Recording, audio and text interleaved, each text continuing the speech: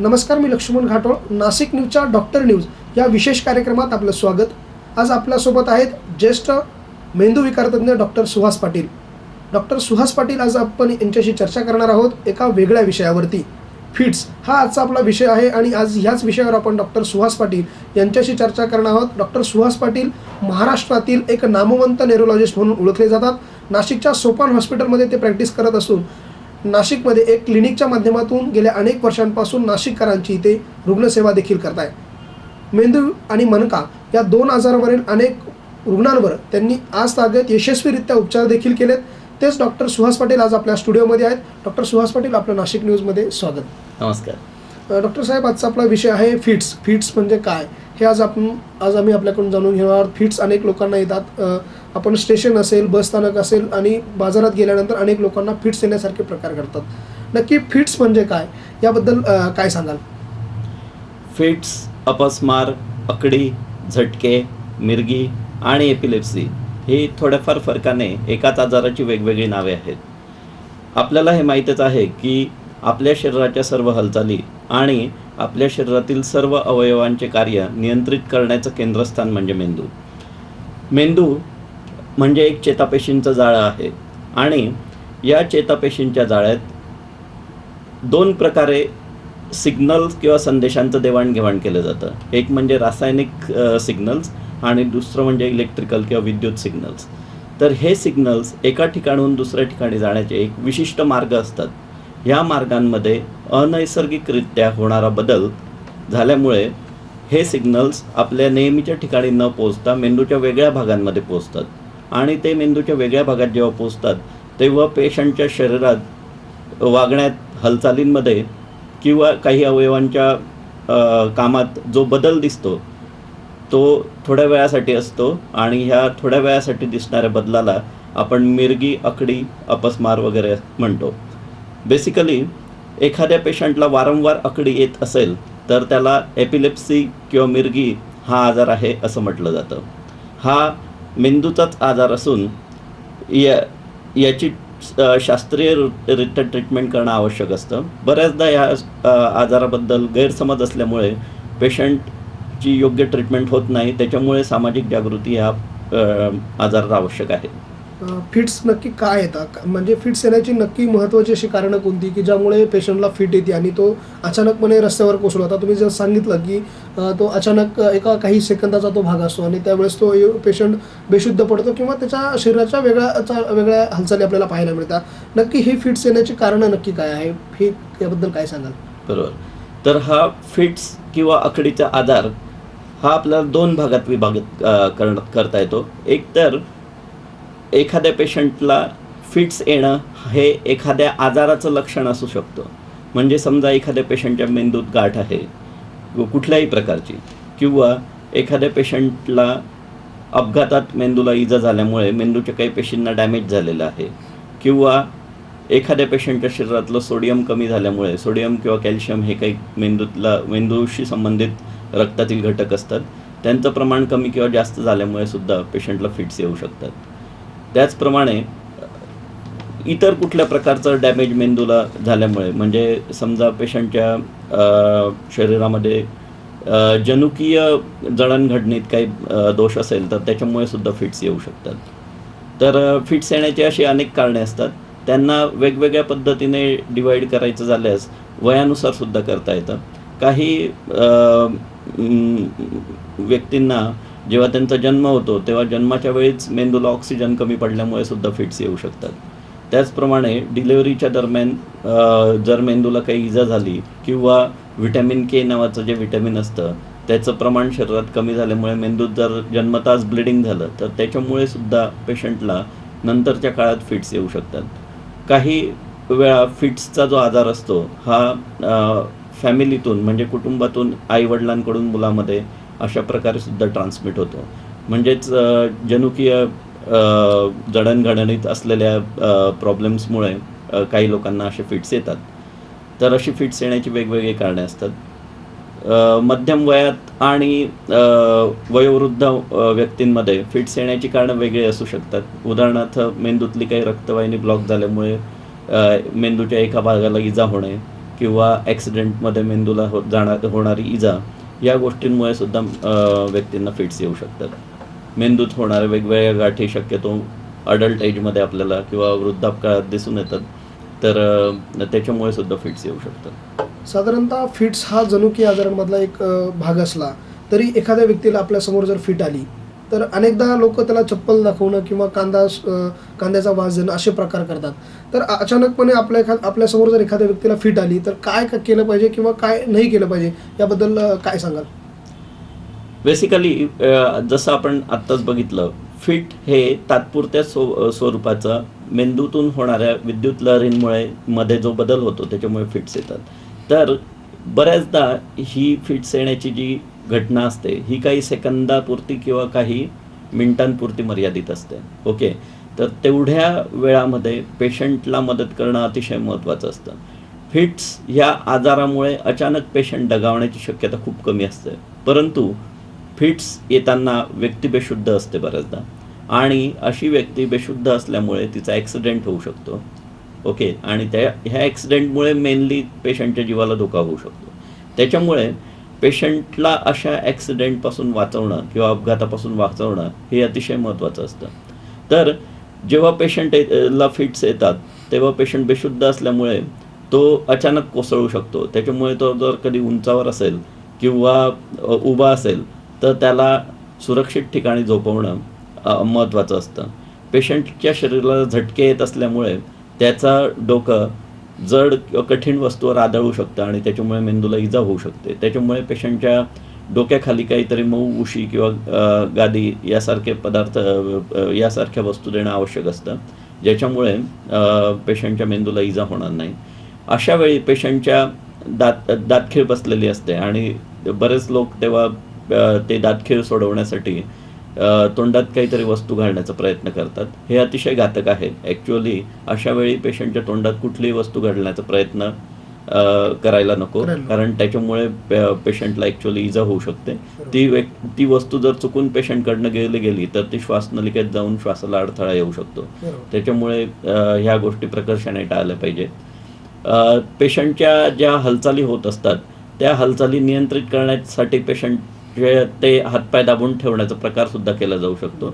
आपण कितीही ताकद लावली तरी ते हातपाय दाबून धरणं कठीण असतं आणि उलट त्यात पेशंटला इजा होण्याची जास्त शक्यता असते. त्याच्यामुळे त्या हालचाली मोकळेपणाने होऊ देणं आवश्यक असतं. त्यांना दाबून ठेवण्याचा प्रयत्न करू नये. पेशंटची जीभ चावली जाऊन ती गिळली जाईल असं काहींना भीती वाटते आणि त्याच्यामुळे ह्या वस्तू वगैरे तोंडात टाकण्याचा प्रयत्न केला जातो.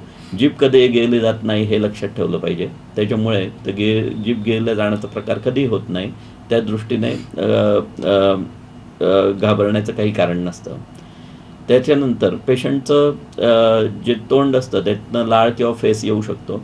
त्याच्यामुळे अशा वेळी पेशंटचं तोंड एका बाजूला करून त्या लाळीला तोंडातून निघून जाण्यासाठी मार्ग दिला पाहिजे. असे न केल्यास ती लाळ श्वासमार्गात जाऊन श्वासाला अडथळा येऊ शकतो. त्याच्यामुळे पेशंटचं तोंड एका बाजूला करून त्या लाळीला जाण्यास मार्ग मोकळा करून दिला पाहिजे. अशा वेळी पेशंटला न समजता लघवी किंवा संडासला देखील होऊ शकतं. तर ह्या गोष्टी आपण लक्षात ठेवल्या पाहिजे. आणि इमर्जन्सी किंवा तात्कालिक फिट्स बंद करण्यासाठी सुद्धा काही औषधं उपलब्ध असतात. ते डॉक्टरांच्या सल्ल्याने किती मात्रात आपण ते औषध द्यायला पाहिजे याची माहिती घेतली पाहिजे आणि त्याच्यानंतर पेशंटला लवकरात लवकर योग्य हॉस्पिटलला पोहोचवलं पाहिजे. फिट्स येण्यापूर्वी अशी ज्या व्यक्तीला फिट येते किंवा ज्या व्यक्तीला फिटसारखा आजार आहे, फिट येण्यापूर्वी काही वेळ अगोदर त्याला काही अशी शारीरिक हालचालींमध्ये काही जाणीव होती का सुरुवातीला त्याला? हा अतिशय चांगला प्रश्न आहे. ह्याचं उत्तर देण्यासाठी बेसिकली फिट्सचे वेगवेगळे प्रकार आपण लक्षात घेतले पाहिजे. फिट्स हे मेनली दोन प्रकारे आपण फिट्सचं विभागणी करू शकतो. काही फिट्स मेंदूच्या दोघं भागात म्हणजे उजव्या बाजूचा मेंदू आणि डाव्या बाजूच्या मेंदूत एकाच वेळी सुरू होतात आणि ते पूर्ण मेंदूत पसरतात. अशा फिट्सला जनरलाइज सीझर्स किंवा जनरलाइज एपिलेप्सी असं म्हणतात. काही फिट्स असे असतात की ते मेंदूच्या एकाच भागात सुरू होतात आणि त्याच्यानंतर मेंदूच्या संपूर्ण मेंदूत पोहोचतात. त्यांना सेकंडरी जनरलाइज एपिलेप्सी असं म्हणतात. तर जो आपण पहिला प्रकार बघितला प्रायमरी जनरलाइज एपिलेप्सी किंवा प्रायमरी फिट्स जे असतात त्या फिट्सच्या सुरुवातीला पेशंटला बऱ्याचदा असं लक्षात येत नाही की आता आपल्याला फिट येणार आहे आणि तो अचानक बेशुद्ध होतो आणि फिट सुरू होतात. याऐवजी जे सेकंडरी जनरलाइज एपिलेप्सी असते त्यात पेशंटला असे फिट्स जेव्हा सुरू होतात तेव्हा काही शरीरामध्ये वेगळ्या संवेदना किंवा शरीराच्या हालचालींमध्ये काहीतरी बदल दिसू शकतो. प्रत्येक पेशंटला हा बदल लक्षात येईलच असं नाही, पण डॉक्टरांनी जर काळजीपूर्वक ह्या गोष्टीची विचारणा केली तर पेशंट आपल्याला वेगवेगळ्या गोष्टी सांगू शकतो. आता हा शरीराच्या हालचालींमध्ये बदल दिसेल किंवा शरीराच्या कुठल्या कामात बदल दिसेल हे मेंदूच्या कुठल्या भागात ते फिट सुरू होतं यावर अवलंबून असतं. त्याच्यामुळे काही पेशंटला चेहऱ्यावर अचानक ट्विचेस येणे किंवा एका हातात मुंग्या सुरू होणे किंवा एका डोळ्यासमोर अचानक लाईटाचे फ्लॅशेस दिसणे असे काही बदल पेशंटला सुरुवातीला दिसतात आणि त्यातून पेशंटला स्वतःला सुद्धा लक्षात येऊ शकतं की आता आपल्याला फिट येण्याची शक्यता आहे. आणि हे बदल जर डॉक्टरांनी पेशंटच्या लक्षात आणून दिले किंवा पेशंटनी डॉक्टरांच्या लक्षात आणून दिले तर पेशंटला आपण वेळीच सावध करू शकतो की असं होत असेल तर पेशंटने सुरक्षित ठिकाणी स्वतःला बसवून घेतलं पाहिजे आणि कोणाची तरी मदत घेतली पाहिजे. फिट्स हा अतिशय गंभीर स्वरूपाचा आजार मानला जातो. काय याच्यावरती कुठल्या प्रकारच्या या आजारावर तपासण्या करणं गरजेचं आहे की ज्या तपासण्यांमधून रुग्णाला त्या आजारापासून मुक्तता मिळू शकते किंवा अशा कुठल्या महत्त्वपूर्ण तपासण्याबद्दल काय सांगाल? बरोबर. तर फिट्स बद्दल पहिल्यांदा ही गोष्ट महत्त्वाची आहे की जसं आपण बघितलं की ते प्रायमरी फिट्स आहेत की सेकंडरी जनरलाइज फिट्स आहेत. म्हणजे ते फिट्स मेंदूच्या दोघं भागात उजव्या आणि डाव्या बिंदूत एकाच वेळी सुरू होतात की एका भागात सुरू होऊन सगळीकडे पसरतात. ओके, तर ह्या गोष्टीचं निदान करण्यासाठी EEG नावाची एक टेस्ट असते. त्याला इलेक्ट्रोएन्सेफेलोग्राम किंवा मेंदूचा विद्युत आलेख असं म्हणतात. ही तपासणी कुठलेही मेंदूरोग तज्ज्ञ सर्वात पहिल्यांदा पेशंटला सुचवतात. या तपासणीत आपण मेंदूच्या वेगवेगळ्या भागांवर काही इलेक्ट्रोड्स लावून मेंदूच्या विद्युत लहरींचा कॉम्प्युटरच्या सॉफ्टवेअरच्या साहाय्याने अभ्यास करतो आणि ह्यातून आपल्याला हे लक्षात येतं की जे फिट्स आहेत ते मेंदूच्या एकाच भागात सुरू होत आहेत की एकाच वेळी मेंदूच्या दोघं भागांमध्ये सुरू होतात. ह्या तपासणीच्या निदानावर पेशंटला कुठल्या प्रकारचे औषधं लागू पडतील हे बऱ्याच अंशी ठरवता येतं. त्याच्यामुळे सर्वात पहिल्यांदा ही तपासणी अतिशय गरजेची असते. ही तपासणी करताना कधीकधी ॲक्टिवेशन प्रोसिजर्स किंवा फिट्स कुठल्या गोष्टीमुळे पेशंटला येऊ शकतात हे समजण्यासाठी काही ॲक्टिवेशन प्रोसिजर्स केले जातात. उदाहरणार्थ डोळ्यासमोर लाईटाचे फ्लॅश चमकवणे किंवा पेशंटला EEG किंवा मेंदूचा विद्युत आलेख काढण्यापूर्वी जागरण करायला सांगणे अशा काही गोष्टी किंवा EEG सुरू असताना पेशंटला जोरजोरात श्वास घ्यायला लावून रक्तातील कार्बन डायऑक्साईडचे प्रमाण कमी करण्याचा प्रयत्न करणे अशा काही गोष्टी डॉक्टर करून बघतात आणि त्याच्यातून सुद्धा काही वेळा आपल्याला हे लक्षात येतं की हे फिट्स नेमक्या मेंदूच्या कुठल्या भागातून येतात. ही महत्त्वाची तपासणी झाल्यानंतर दुसरी महत्त्वाची गोष्ट ही असते डॉक्टरांसाठी की हे फिट्स येण्याचं कारण काय आहे. कारण काय आहे हे समजल्यावर आपल्याला पुढे सांगता येतं की हे फिट्स थांबणार की नाही थांबणार, फिट्ससाठी कुठले औषधं लागू पडतील, त्याच्यानंतर गोळ्या घ्यायच्या तर ते किती वर्ष किंवा किती दिवस घ्याव्या लागतील. ओके, आणि ह्या प्रकारचे प्रश्नांची उत्तरं देण्यासाठी मग डॉक्टर पेशंटला CT स्कॅन किंवा MRI डिपेंडिंग ऑन द केस ज्या पेशंटला जे गरजेचं असेल अशा पद्धतीने सुचवतात. ह्या पलीकडे सुद्धा पेट स्कॅन आणि मॅग्नेटोएन्सेफेलोग्राम अशा काही अत्याधुनिक चाचण्या आहेत ज्याच्याद्वारे पेशंटच्या फिट्सच्या आजाराचं अत्याधुनिक पद्धतीने तपास करून आपल्याला पुढची दिशा ठरवता येते. धन्यवाद डॉक्टर. अनेक महत्त्वपूर्ण बाबी त्यांनी या ठिकाणी सांगितल्या. आणखी आपले काही प्रश्न आहेत ते जाणून घेणार आहोत, मात्र तत्पूर्वी घेणार आहोत एक छोटासा ब्रेक. मात्र तुम्ही कुठेही जाऊ नका, बघत राहा नाशिक न्यूजचा विशेष कार्यक्रम डॉक्टर न्यूज.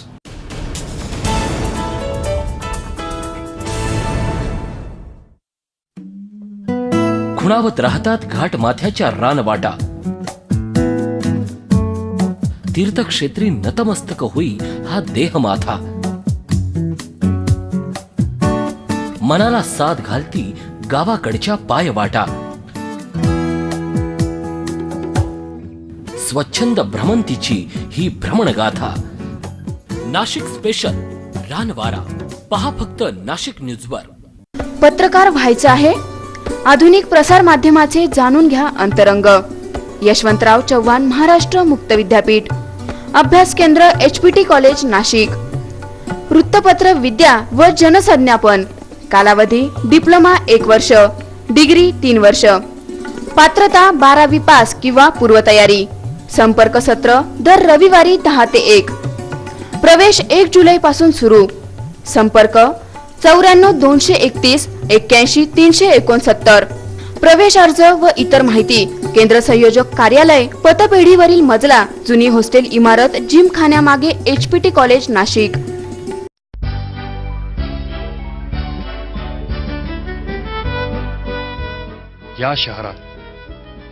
या शहरात जेव्हा तारका उगवतात तेव्हा सहस्त्र दिव्यांची बरसात होते. लकाकणाऱ्या नक्षत्रांचा पाऊस रस्त्यावर सांडतो. या शहरात हेडलाईटचे डोळे मिसकवत प्रशस्त रस्त्यांवरून वाहनं जेव्हा वाहत असतात तेव्हा प्रत्येक चौक नटून थटून सजलेला असतो. या शहरात जमिनीवरची सुई रात्री सुद्धा सापडेल. या शहरात पोटातलं पाणीही न हलता प्रवास होईल, तोही या शहरात. तुम्ही हाक द्या, साथ येईल आमच्या या शहरात. कदाचित आपला असा समज होईल की आत्ता आपण सिंगापूर पाहत आहात, पण हे सिंगापूर नाही. हे शहर आहे प्रभू रामचंद्रांच्या पदस्पर्शाने पावन झालेलं तुमचं आमचं नाशिक शहर. आणि हा सगळा चमत्कार घडवलाय नाशिकचे दशरथ धर्माजी पाटील यांनी. अप्पा, आजही तुमच्या कुंभमेळ्याच्या आठवणी आमच्या डोळ्यासमोर आहेत. नेमका उपचार उपलब्ध नसलेल्या डेंग्यूपासून बचाव करणं हे आपल्याच हातात आहे. अंगावरती आणि पायावरती पांढरे पट्टे असलेल्या एडिस या डासापासून प्रसार होणाऱ्या या रोगाला अटकाव करण्यासाठी आपल्या परिसरातील पाणी साठवण्याचे ड्रम्स, पिंप, टाक्या, रांजण, मडकी प्रत्येक आठवड्याला धुवून नंतरच पाणी भरा. आणि हो, या साठवणुकीच्या माध्यमांना झाकणं घाला. डेंग्यूच्या डासांची संख्या रोखण्यासाठी कूलर, फ्रीज, कुंड्यातील पाणी बदलणं हे गरजेचं आहे. यासोबतच घराचं छत, बाल्कनी, बेसमेंटमध्ये पाणी साचता कामा नये.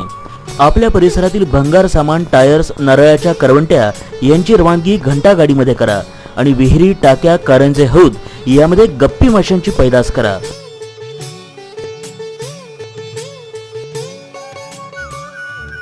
बांधकाम व्यावसायिकांनी टाक्यांमध्ये अळीनाशक औषध फवारणं हे गरजेचं आहे. व्यावसायिक बंधूंनी टायर्स, भंगार छताखाली किंवा प्लॅस्टिकनं झाकून ठेवावे. डेंग्यू, मलेरिया सारखे रोग आपण रोखू शकतो, डासांची वाढ होणार नाही याची खबरदारी घेऊन. परिसर स्वच्छ, डेंग्यू हिवताप मुक्त.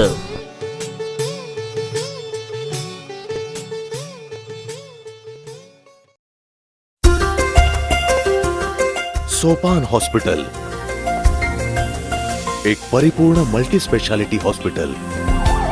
कोणत्याही उपचाराकरिता नाशिकमध्ये उपलब्ध असलेली प्रभावी वैद्यकीय यंत्रणा, आधुनिक तंत्रज्ञानातून उभारलेलं प्रशस्त ऑपरेशन थिएटर आणि अतिदक्षता विभाग,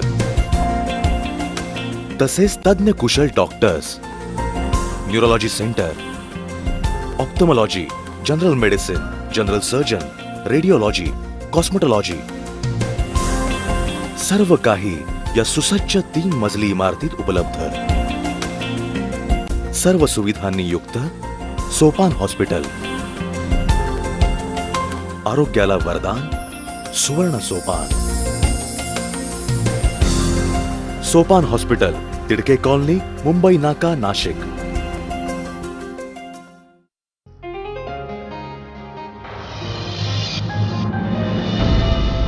Sandeep Foundation, faculty and facility simply world class. Sandeep Foundation, the institutions are affiliated to Pune University and recognized by AICTE. Sandeep Foundation was established to build a strong center for excellence in learning and research in engineering, management, pharmacy and frontier technologies. Our campus encompasses 2 engineering colleges, a Sandeep Institute of Pharmaceutical Sciences, and 2 polytechnic colleges. Our infrastructure adheres to international standards. आपका लक्ष्य हमारे साथ, जीत और कामयाबी आपके हाथ। Sandeep foundation. Admissions now open for BE, Polytechnic, ME, MBA, B.Pharm and M.Pharm. Sandeep Foundation. For more info, visit www.sandeepfoundation.org.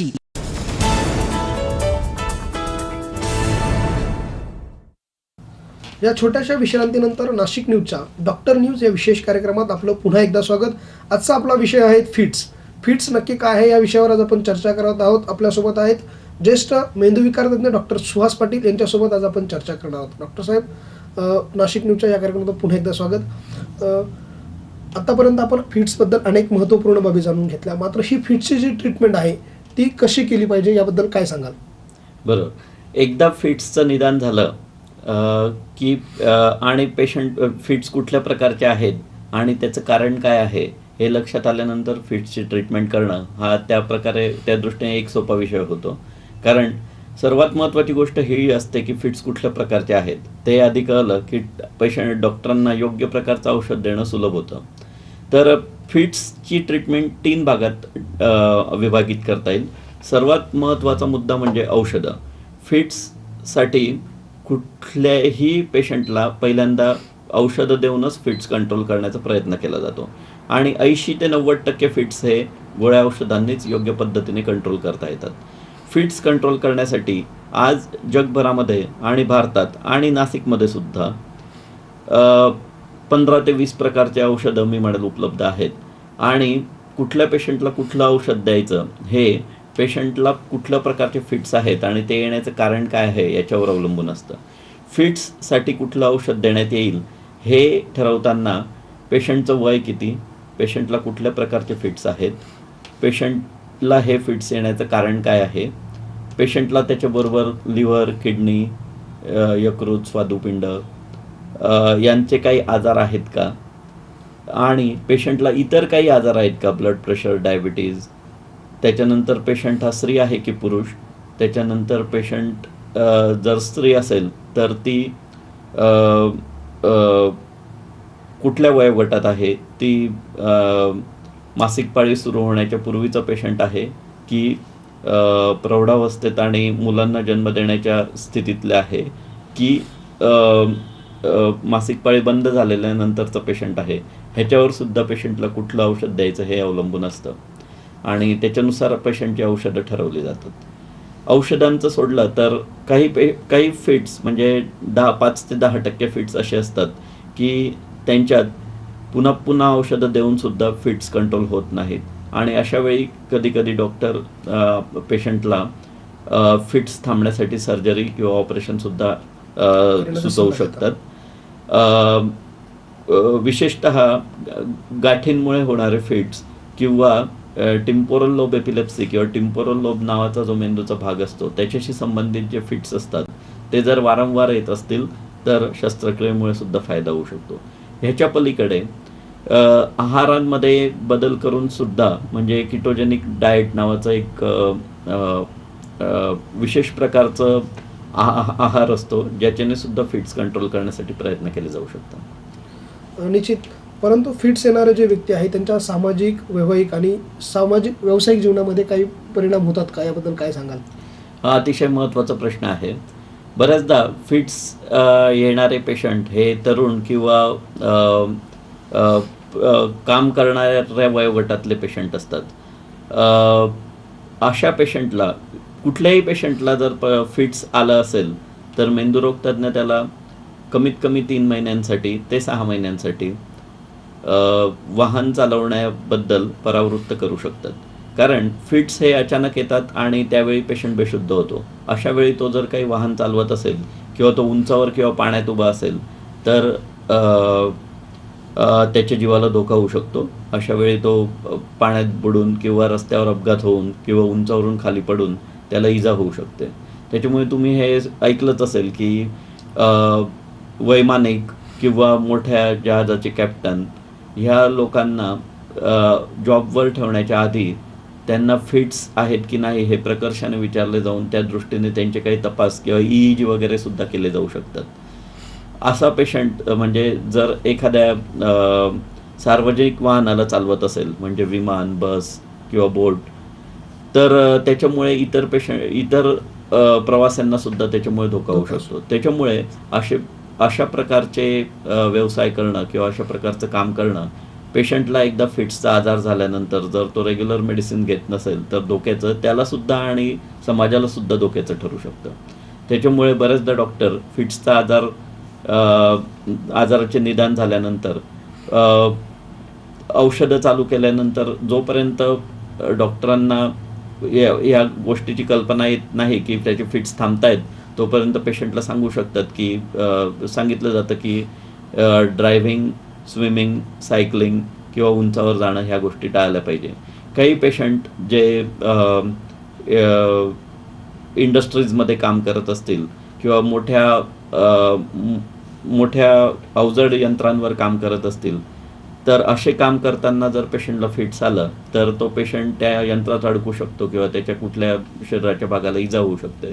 त्याच्यामुळे एकदा फिट्सचं निदान झाल्यानंतर अशा प्रकारच्या यंत्रांवर काम करणं डिफिकल्ट होऊ शकतं.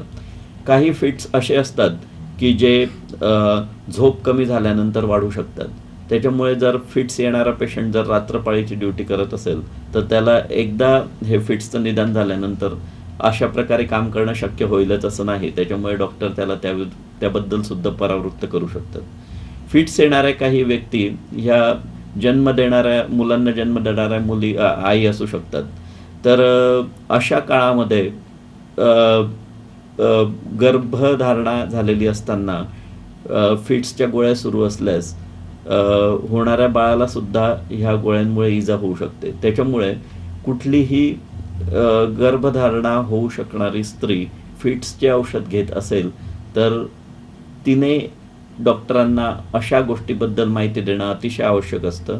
प्रेग्नन्सी सुरू होण्याच्या आधी किंवा गर्भधारणा होण्याच्या आधी डॉक्टर पेशंटच्या नेहमीच्या फिट्सच्या गोळ्यांमध्ये बदल करू शकतात. अर्थातच ह्या गोष्टीबद्दल डॉक्टर प्रत्येक मेंदुरोग तज्ज्ञ पेशंटला विचारतातच की प्रेग्नन्सी आहे का, पण कधीकधी अशा गोष्टी ॲक्सिडेंटली सुद्धा होऊ शकतात आणि त्याबद्दल काळजी घेणं आवश्यक असतं.